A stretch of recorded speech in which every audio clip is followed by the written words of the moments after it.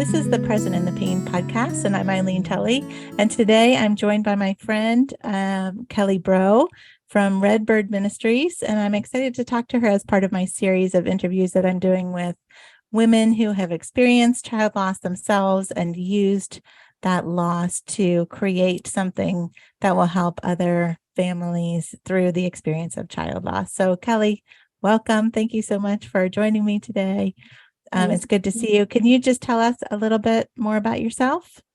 Yes. So my name is Kelly Breaux. I live in the Diocese of Lafayette, Louisiana, very south. If you look at the booth, we are right smack in the middle of I-10 and I-49. Grew up in Louisiana my whole life, married the love of my life in 2002. And we began our journey as a family. Never did I ever expect or put myself in a category that I ever thought that I would be a mother of loss. I bought, always, we joke sometimes when we do marriage prep that I was like, I bought all the lies that Cosmopolitan was selling. The white picket fence, the 2.5 children, whatever that means, that like life was going to be bliss and it was going to be so happy. And I lived my life in color and a lot of joy early on. I was very adventurous, loved to travel and do all kind of things, and we did. Ron and I did. And in 2005, my husband and I, we were trying, and we conceived a set of twins. Everything was going according to plan until one day on October 16th of 2005, I was 28 weeks pregnant. And Eileen and Nick, you have, and 3/5 day, exactly. 37 days along, and my placenta abrupted. Did not know what was happening. The medical team did not even prepare me mentally for what was happening. I think they do that to keep you calm. But never once did I even think that I could die. No one told me that. So I get rushed to the OR, and they strap you to the table. For those of you who have had a C-section will understand, they fasten your body in the cruciform. I remember my hands being strapped. Because it was a crisis, because they had to get the babies out as fast as possible, they pushed the medicine really fast. And so I got very nauseated, and I was begging them to unstrap me. And they didn't want to, but eventually they did, because I started throwing up everywhere. So they kind of had to. So as this is happening, I'm physically sick. They're prepping my body to take the babies. Both babies came out screaming. So then my heart was, had this confirmation that settled in that if they would come out alive, everything would be fine. That wasn't the case. They did they checked them both, sent them to the NICU, sent me to recovery. The next morning I woke up with 15 doctors in my room. It was a teaching hospital, with the words that there's something wrong with your son. Still confused. I don't know what is going on. They did give us, they confirmed a diagnosis. Our son had Down syndrome, and that he had 3 holes in his heart. They were more concerned about his heart than anything else, because, as a child that has a diagnosis of Down syndrome, that's usually the hardest part is, as a preemie, is the heart and the lungs have to work together to be able to grow. So they were watching him very closely. But Talon ultimately passed away at only 15 days old from complications from Pseudomonas sepsis, so an infection that he acquired in the NICU. I really didn't have time to process his death, because Emma was sick as well. She ended up having to have surgery at Cook Children, so they admitted us there. vascular surgery. And then she came home to grow. We were able to take her home just shy of 100 days, which is like a big old deal when you're in the NICU. Yeah. We didn't meet that goal, but not far away from it. And then I took her home, and that's when anxiety really set in, because when you're in the hospital, someone else is in charge of their life. Yes. And whenever she came home, I was in charge. Yes. To make sure that she stayed alive.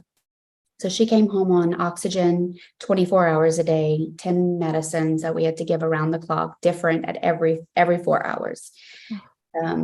And so was this just secondary to her prematurity, or did she have other complications? So her vascular surgery that she had was a complication from MRSA. So she had contracted. Okay. Yes. Yeah. Contracted MRSA. Yeah. And then also, she just because and it was like a quarter of a liter, like she was just hanging on to that just last bit. It was, she just needed that. And so, I became mother, nurse, just caregiver. After a while, things started settling down. And I think that's whenever I started like really understanding and processing like what had happened to Talon. When I could like literally breathe. Take a breath. Yeah. And, Emma was doing better. We were able to baptize her when she was 10 months old. She came home. This was one thing that I forgot to say, but she came home during flu and RSV season. So we couldn't take her anywhere. So we couldn't bring her to get baptized. So she was baptized at 10 months old. She had her first birthday. We knew that from her surgery that she had at 5 weeks old, that vascular surgery, that there could be a possibility that she would have to have like more surgeries. Her right iliac, she had an aneurysm in her right iliac. So that's the main artery going into the leg. It had clotted off after surgery, and they could not remove the clot because the tool was too big for her. Yeah, she was so small. Yeah. So they had to keep it and just give medicine to dissolve it, but it had ultimately damaged her growth plate. So when she was 2 years old, we found out that she was going to have either one of two types of treatment. Initially, the only option they gave us was amputation. She would have to wear a prosthesis her whole life, or that she could have leg lengthening surgeries. And there was, your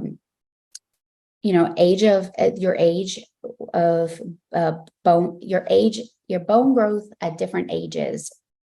Varies.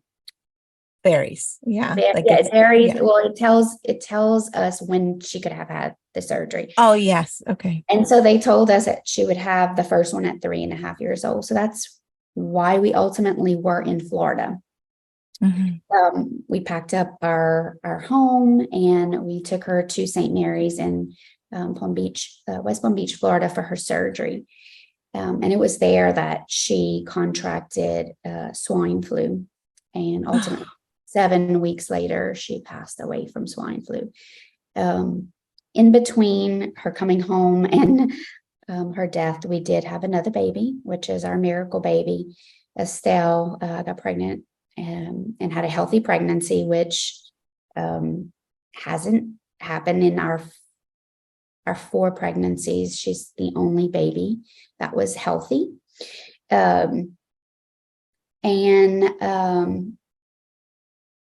I clung to her right away, right after that. There was this complete cavern that I felt like I fell into when Emma died.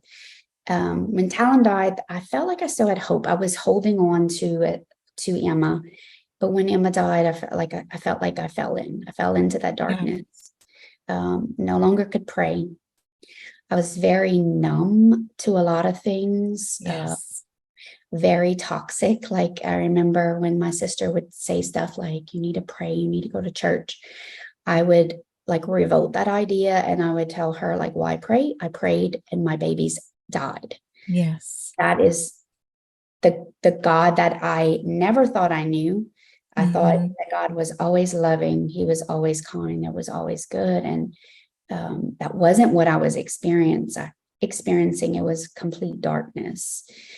And the enemy loves to keep you in that isolation and in that mental state that God is not good, because you are his slave, you are his prisoner, and he wreaked havoc over my life. My marriage suffered tremendously.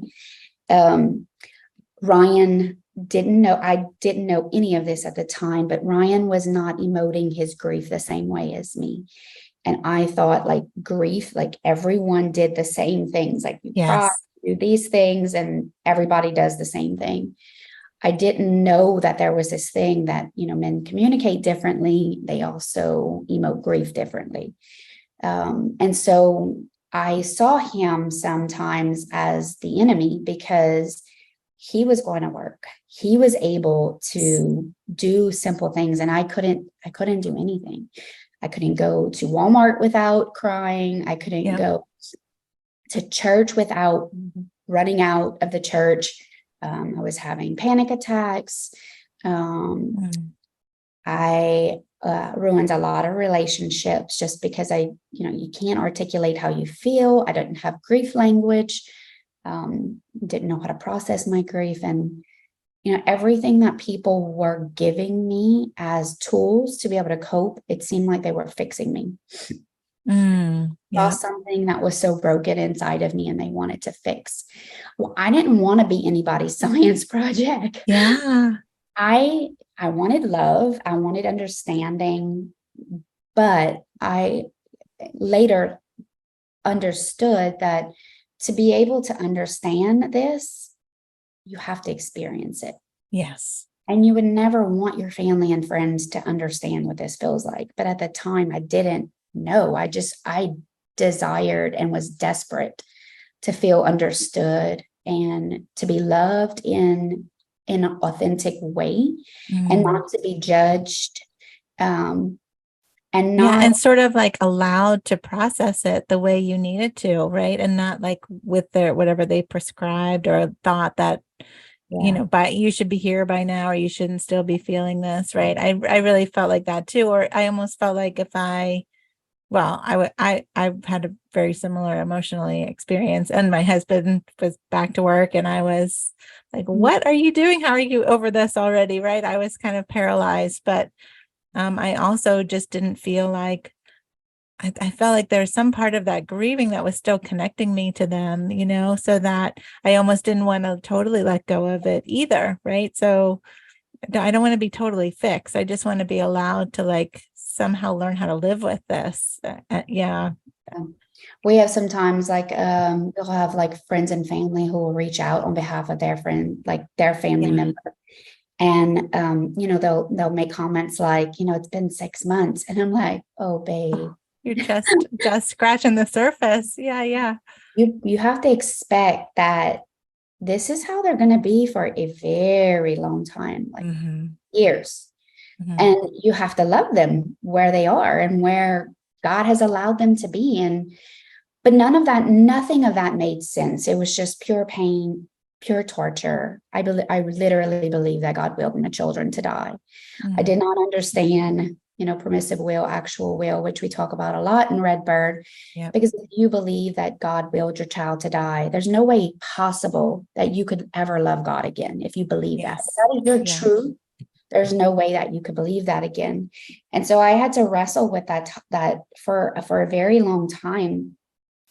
And to even through my conversion, and I'll talk about that in a minute, but even through my conversion, I still wrestled with the Father. It was like, I could love Jesus, I could love Mary, but that Father, he's kind of mean, and it's like, it was just. Like you couldn't trust him. It didn't feel, And it was so hard. And, suffering didn't stop for my family. So in 2012, I got pregnant again. And almost at 12 weeks, we lost that pregnancy. And I remember walking into my doctor's office after we found out that our baby's heart had stopped beating. And I looked at her specifically in her eyes and I said, I knew this was going to happen again. Mm. I could not see any good or hope in the world anymore. Mm. I had lost the ability to do it. And then in 2015, my mother passed away, and that was very tragic. She was only 67 years old. She had a massive heart attack. We were not expecting it to happen. And I think that's when the carpet was pulled out from me, because my mom was the only one who would call me to check on me. And no matter how I treated her, which sometimes was terrible, she always loved me, and she always allowed me to be however I was. And so I felt like I was starting to lose my support system. I could no longer just be toxic to the world and everyone still loved me. It was getting to the point where people were walking away and she's just too broken. She's just too much, even those times, like maybe those words weren't said out loud. It was definitely what I felt. And it came to the point of those couple of things. My mom passing away, I found out from a friend of mine who overheard a distant family member, using the words that I always play victim. And like me thinking and thinking through that, and it's like, I don't want to feel this way. Like I don't. This happened to me, and I desperately wanted to feel different. I desperately wanted to act different. I just wasn't willing to even like open my heart to that. Yeah.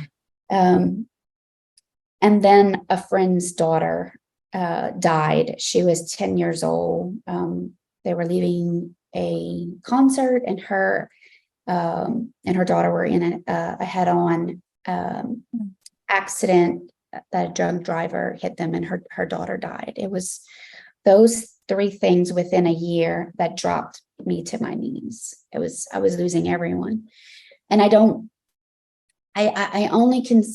only say this now, that by the grace of God, that and the sacrament of my marriage, that Ryan and I survived what we survived, because it was dark a lot. Mm-hmm. It was toxic a lot. His ability to love me through a lot of those was just, it's incredible. And it's supernatural, because no person would willingly enter suffering every day and stay. He did that. And Ryan, he persevered through it, and he prayed for me, like ravishly prayed for me. He just never told me about it. He didn't invite me into that prayer, which I wish he would have. You can't take it back.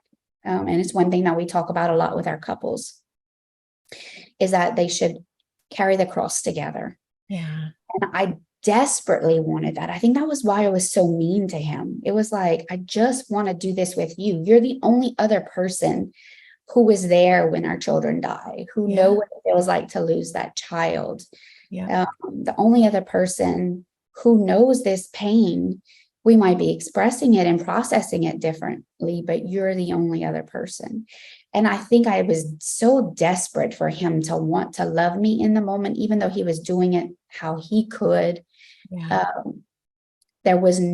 was not showing me the way that he was inviting me into it, or he never invited me into it, but he was praying for me at a distance. Yeah, but we don't even have the knowledge to do that, do we? Like, he wasn't doing it to be mean or withhold something from you. It was just that we don't even know what the other person needs, right? And he's seeing you just in this dark place and thinking, she's not even ready for this, maybe, or something. Like, I just have to pray for her. Yeah. It's so hard to navigate as a couple, because we don't know what the other person needs. And we actually, like I always talk about, that grief like necessitates this sort of selfishness, which sounds terrible, but we really we don't know what we need either. Right. So we're just trying to figure ourselves out and figure out, how am I going to get through this day or this day, whatever, this minute. And we have to sort of like turn inside ourselves to figure it out, to figure out how to rally and get, find what we need. But it changes minute to minute sometimes, right? So it really can just put this strain on our relationships that is, we don't understand and give each other sort of like the wide berth that we need to let each other have a little bit of selfishness to be able to figure, because we're like strangers to ourselves in that darkness, right? Like we're just like, I don't even know what to do with myself here or how to get out. Yeah. Oh, I can imagine that was just, he was, thank God he was praying for you, right? Like he was doing that for you, but to have it in hindsight, be like, I wish I knew that you were doing that and I could have joined you. Yeah. Yeah, we I always talk about grief as a navel gazer. Like it's like you can't look up. It's like it's can't look up. Yeah, and I think that's why I didn't have compassion for him, is because that I was navel gazing. Yeah. And helping people to look up is so important. And I feel like sometimes it's like for me, like for Estelle, like when I was in the middle of deep grief, and like I'm in thought, and she's just saying, Mom, it's like it pulls you back. It pulls you back out of that darkness. It's like I needed people to be like, Kelly, like pull me up. Yes. And like, okay, this next. I need this next. I need to do this next. Or this is what's happening to me now. Yeah. And sometimes it's a process, like these emotions, because it definitely is.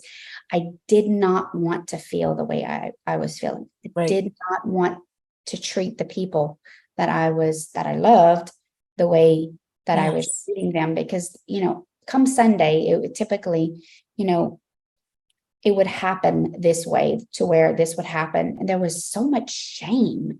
It was like, I would do what I would do, whatever it was. And then it was like instant regret, and then shame follows. Just added on top of your pain and grief too, right? Like you're already feeling. Yes. This vicious cycle you feel like you're in, and then you don't know how to get out of it. You don't know even how to forgive the people you've hurt, because it's repetitive behavior. They're starting to think you're crying wolf, that mindset. She doesn't really mean it. She's going to do it again, and I was living in that mindset that 1 year, and it was between 2015 and 2016 when this started to happen. And when Eileen died, so this was my friend's 10-year-old, I think it was my wake up moment and my wake up call. And I talk about this in my book, like Eisley's death really, I think, helped me to reevaluate how I had been living the last 7+ years of my life in my grief. My friend Misty, who had lost her daughter, Eisley, she was the first person to invite me back to church, because I stopped going to Mass, and back to my faith, who had experienced loss. So it's like all the excuses and the lies that I would tell people, like, why pray God still took my kid. I couldn't tell her those things. All these things that I could tell with everyone else, it was irrelevant. Like that was out the window with her, because she knew what I was going through. She had the loss too. Yeah. Had the same loss. She had the same grief, even though it was, we processed it differently. She understood to some degree. And so Misty was the person who really invited me back to my faith. And I started responding to her asks instead of rejecting everything. And it was over a course of a year. I had not made my confirmation. And so that was kind of like the last piece of the puzzle that needed to happen. And so I made my confirmation in 2017, and I left for my Cursillo weekend. So for those of you who don't know Cursillo, it's a 4-day walk with the Holy Spirit. A lot of, people will do similar retreats like this, Acts, Chirp, Christ Renew, His Church, or something like that. Though all of those deep retreats that really look at woundedness, looks at sin, and looks at Christ. You have the opportunity to come back into sanctifying grace. And God really healed me that weekend emotionally. And it was exactly what I needed at exactly the right time when I was ready. And something profound happened to me that weekend. And it took me about 7 months to articulate it, because it was like, I knew something had happened. I knew I was different, but I didn't know where the source came from. Before people would, they would tell you, like, go to confession, it heals, go do this, go do that. And it's like, I didn't understand it because I never experienced it. Yeah. And over that weekend, I really experienced like profound healing through confession, reconciliation, the Eucharist, my own marriage, that process, there was so much healing that happened. And it was literally, I did a 180, and I came back. And whenever I walked in the door, I remember looking at Ryan, and I told him, like, I'm so sorry. I'm so sorry. And he was like, you weren't that mean to me. And I was like, I was trying. Like, he was just still making like excuses and like loving me through like this turmoil, like that was our marriage. He still was like cheering and rooting for me. Like, even, I don't even know how he did it, but our marriage was restored. Our life, I felt like the lights came back on. I no longer felt like I was surviving and sometimes dying.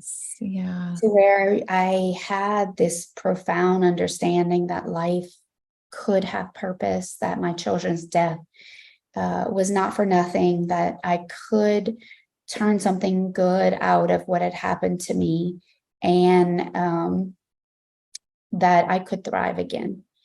And it was the first time that I think I really understood what healing and what everyone in the church talks about. I finally understood it because I had experienced it.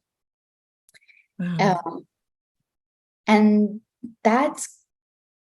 it really set in me this understanding that there was this profound missing component, missing piece to healing that people largely overlook in our culture today. We look towards hospitals, we look towards counselors, psychiatrists, therapists. We look through all these therapeutic resources, primarily first for help instead of God. And we don't see Holy Mother Church as a place to go when we're suffering. And I largely believe that together, like with all those resources, that deep, profound healing can happen. But everything that was available in my community was all secular. Well, yeah. And I wonder, well, first of all, it's interesting that you also were confirmed as an adult, because I was too. Like, I had made my first communion in the Catholic Church, and then my parents became Protestant, and I was like 8, so I did too. And then I came back to the church, and then we had gotten married, but I still hadn't ever made my confirmation. And it's interesting. I feel like that was a big shift for me too, and I know that the Holy Spirit, like just having that grace available to me in a different way because of that is just, I think that was just so profound and made me more sensitive to the healing process, but also just like seeing how God was working through our losses and through all of, I feel like I just had a different experience of it, and came to know the Blessed Mother and all these things. Like it was like a snowball effect after my confirmation. And it really was, that was what started it. And then it just really took off from there. I think just my own understanding of suffering and like a relationship with the Blessed Mother. But you're right. When we had our loss, there really was not our church didn't have any resources to support us. So you're right that the church is, and the Holy Spirit, even just like as our comforter and this giver of wisdom and knowledge and this insight into just sort of an eternal perspective on suffering and our own experiences of loss and suffering and how God can still be good in the midst of that. I think that wisdom comes from him, and that understanding of, all the times that God shows us that in the Bible, it just doesn't become real to us until we sort of have his assistance to be able to make those truths known, but truly, like, our priest was super helpful with like organizing the funeral for our baby, and then told us that we had two guardian angels watching over us, which was like, even I'm like a beginner Catholic, know that they're not guardian angels, right? So even I was like, wait, what? And then that was it. There's no bereavement support. There was no.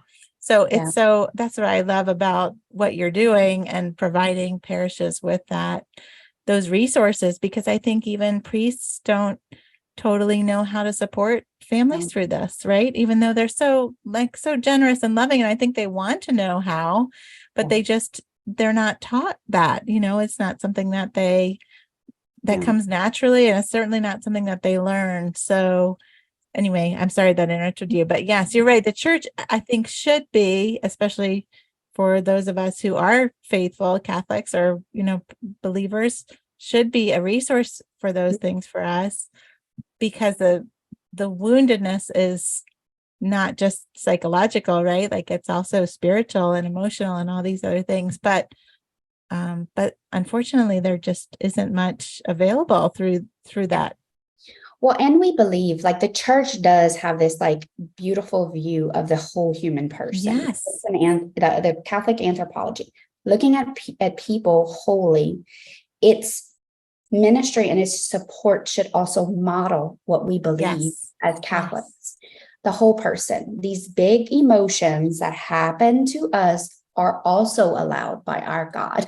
So we're created by him. Yeah. Walking with people through those big hard emotions can help them to be able to love the God that gave them to them. Yes. So it's not, what we feel is not in contradiction to death. And that's what I always tell everybody. It's like, if death was not so terrible, why did Jesus have to overcome it?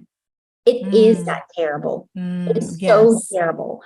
Yes. People were wailing and moaning at his funeral, and he specifically looks at them and tells them, like, don't grieve for me, grieve for people who don't believe in me, and it's like, absolutely right. But grief is like this revolting feeling that is normal. It is not in contradiction of our faith. No. And if we walk with people through that, we can switch to when we can be activated. Let's not say switch. We can be activated when they're ready to transition from the human component to the spiritual, when they're ready. Yes. And I don't believe, if we just keep pushing people to the secular world, that those people have the ability to be activated, because one, our culture is very secular. People who are coming out of counseling, count our universities for counseling. Yes. They're not coming from Divine Mercy University, right, or Steubenville or Christendom or Benedictine, all these, or Ave Maria, these big, beautiful Catholic campuses. What they are bringing into the world is a secular view of death. Yeah. Which will never provide. It's hopeless. It's hopeless. So hopeless. Yeah. And that's how we see our world. It's like they're searching. A lot of our families are finding themselves, the suicide rate is going up. It's because they're searching for meaning and purpose, not find it. Yeah. You can't find it. You can't rationalize a death of a child without God. It doesn't make sense. But then likewise, because you said, we need to meet this in the church, but we also can't just meet spiritual needs, which is what you were saying. Like when your sister or your friend was saying to just pray, or offer it up, right? That's one that I love, is just like, offer it up. Like I can't even get through it. Like I get it. Pick it up. Yeah, Like, yeah, I offer have it. nothing. I have nothing. So yeah, you eventually get to praying and you get to offer it up, but you have to meet that Yes. body component. You have to meet that emotional need first. Yeah. Correct. Yeah. So properly formed leaders and counselors and spiritual directors that can address the human and Mm, be activated when the saint is ready to emerge is so important. And I feel like yeah. that's why like ministries like yours and ours is a great place to send our families to. But if Yeah. you don't have support like that in your community, your families are going to have to go to secular Right, like resources. grief counselors and things. Yeah. Well, we have two secular resources in our community. One serves up to 1 year old and goes 2 to 17, and they do Mm, amazing emotional support, and they do offer counseling. But both organizations have no standpoint when it comes to faith. yeah. And so what you'll see a lot of families, like a lot of that happens with families, they'll end up coming to Red Bird to find that deep healing that they need. But the misconception is that Red Bird over spiritualizes things, or is the same as that. And it's like, no, it's like we want to get to the human, but we are ready and able to activate the saint. And I think that's Yeah. what And when I'm, you're ready, and right? Like we're ready when you're ready. yes. Yes. We're not going to force it on you. We have Right. to wait for you to get ready. So tell me about when you started Redbird. So we started Red Bird in 2018. Mm-hmm. And I never intentionally started it to go outside of the diocese that we were in. So God laid it on our heart to start offering support in our diocese, in our community.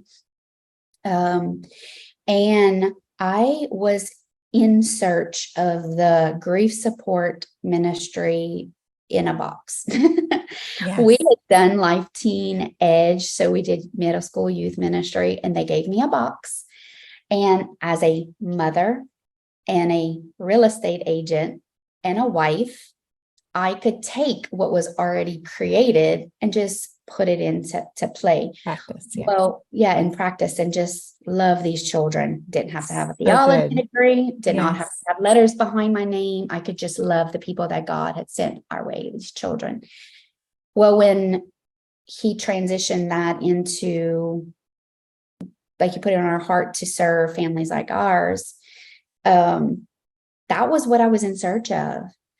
And then I was kind of irritated that I didn't find it. Right. I'm like, where is the grief ministry in a box? I have a full-time job. So there was a little like negativity and like, on my part. But anytime there's anger, like Father McIntyre says, anger equals energy. So God can then turn that into using it for his good. So we just began to create content and make things Catholic. So resources that we would find on, let's say, anxiety or depression. We would use like the common practices of how to cope.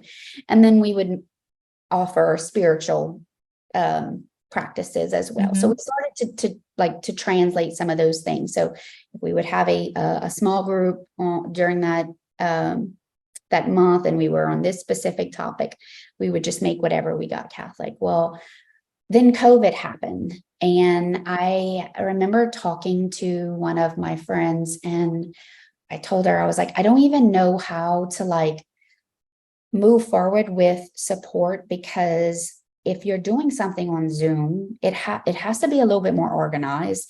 When you're in person, you can kind of just wing it more because, you're having conversation, body language, you can hug people, the space is a little bit more warm. But when you're doing stuff through Zoom, it requires a little bit more intentionality. And so my friend Courtney and I were talking one day, and she asked me, she said, you remember last year when you wrote those reflections during Lent about your own grief journey on the Stations of the Cross?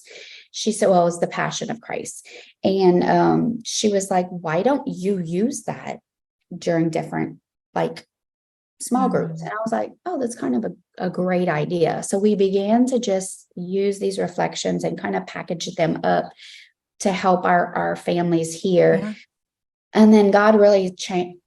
He just really changed my focus, because the one thing that I wanted to do was just love the people that was in front of me, but I was spending all of my time content creating. Yeah. And then I realized, I was like, okay, if that's what's happening to me as a leader in my community, it's happening all over this world. Like God is activating leaders. He's sending them people to love, and they have no resources. There's nothing that they can give them. So either one, like I had to do, they either quit their job to do this full time, or they stop, they give up out of burnout. And so it was like, how could we take what we were doing here in our diocese and put it and package it in a box? That way, when others feel called to do his work, that they have what they need to be able to offer that to the families in their community. So good. It's so good. Yeah. So then, from my understanding, you also work with priests too. Is that correct? Like you also, so you have a package of materials that if someone wants to start a grief support group in their diocese, you give them the Life Team box set. Yeah. Like the Yeah. But then then you also are working with priests to sort of help them to be more informed about supporting the families.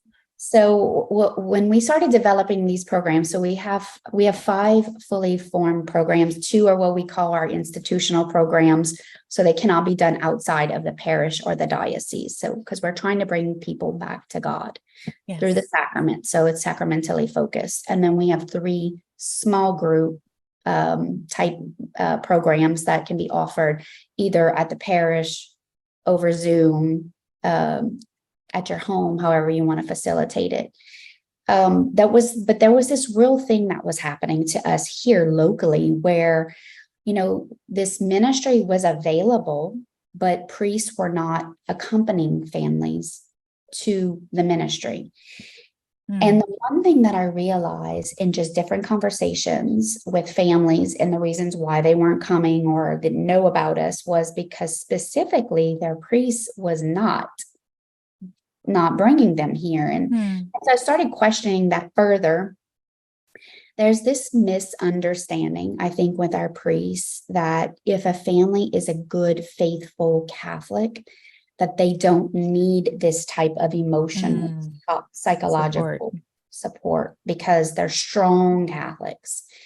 And the families that we were working with that were telling us these things that are beautiful, beautiful, holy people would literally sob in my office with these words, I needed you. I needed you. I had to go to this secular place and it was not what I needed. I needed you. And it tore my heart in half, and it angered me because I was like, there is a Catholic option. Why aren't our people using this? Yes. It's helping families. Like we're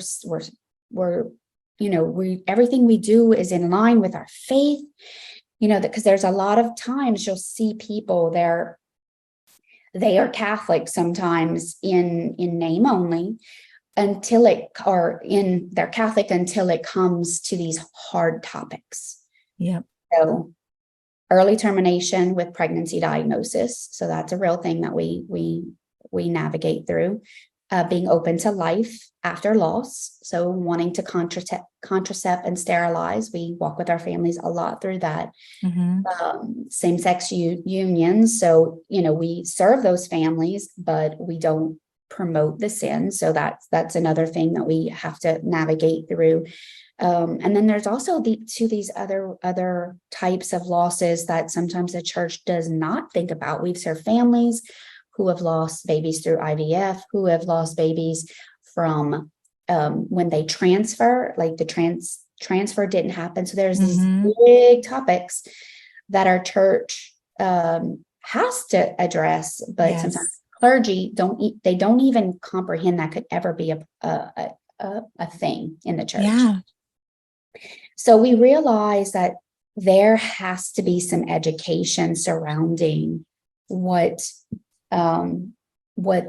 has not happened in seminary. So there's a lot of topics that they have to go through. So they don't get the chance to talk about some of these big topics in seminary. And so we knew if we can't get to the family first, we have to get to the gatekeeper. And if our gatekeeper is our clergy, that's a problem. That's a huge, huge, huge problem in the church. Right. Our priest should be on our team, and our priest should be accompanying and walking with these families. So there is an even handoff to a support system that can actively accompany and willing to do so. And I think that if our priests really understand the dynamics of Red Bird, truly understand that, a lot of what we do is in the work of evangelization, is for people to understand their faith. Because for me, one of the things that was keeping me up at night was this thought that God willed my child to die. Yes. If I had someone who spoke truth over that and said, no, God did not will your child to die, but he allowed this, then at some point or another, with the help of a good spiritual director, a good counselor, a lot of prayer, I could believe that. Yes. They believe that. It might take me a little while. It might not be an automatic acceptance. Right. But not even knowing that. Yes. Was preventing me from even moving one step closer to God. I was. Yeah. You don't want, who wants to have any part of that? Right. That's right. I was very disgusted by the whole thought of God, because I was I don't want to love a father that would do that. Who does this? Yeah. So there's this huge disconnect. And so I feel if the church really understood the work of what you and I are both trying to do is restore people's faith through the lens of suffering and walking with these families, because truly, Kelly Breaux and Eileen cannot heal these people. Nope. We have to bring them to our God who does. Yeah. Yep. And if it takes an army of people to do that, that is the goal. Our goal is to get them to the foot of the cross. And that one day that they would have an opportunity for heaven to see their children again. That's that's the most saddest thing as a mother of loss who understands that now, is to see her sister or her brother at the place of desolation when they don't even ever think that there's a possibility that they'll see their child again. Yeah. My heart cries for those brothers and sisters who are so in desolation, and all we want to do is bring them out of that. Yeah, but hope, give them hope. Yeah, hope. But it's not quick. It takes time. It takes time, and time doesn't heal, but it helps us to grow stronger. And I think with our leaders, with all these, our what we call our grief partners, our therapists, our counselors, our clergy, our peers, all these people who want to help our families have the opportunity to do that now. So good. Oh, I love it. That's such a great work that you're doing, Kelly. Thank you so much for sharing it with us. Where can people find out about you? Yeah, so more information. www.redbird.love is our website. We have an app, a branded app. You can download it. There's a lot of resources there. And then also to piggyback off of what you were asking me. So we're in partnership right now with Divine Mercy University to create that formation educational program for clergy, so that they can have the proper formation to help with that handoff between what they can do pastorally.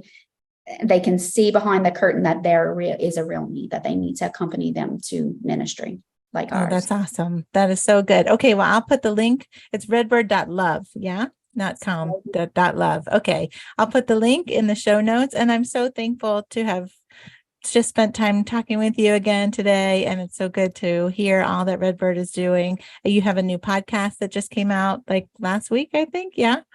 Yeah. So we have 3 of our teammates. It's called It's Not for Nothing. It's Not for Nothing. For nothing. And we're just taking some big topics that are brought to us pretty often and just processing that as a team on either how we are still navigating it or how we've been able to walk through that. So good. It's so helpful for other people to hear the stories because it gives them hope that they can get through it. Kelly, thank you so much for joining me today. It was so good to chat with you again. I hope you have just, I'm so excited to see all the things that Red Bird is doing, and I hope lots of people find you. Thanks, Thank Eileen. you.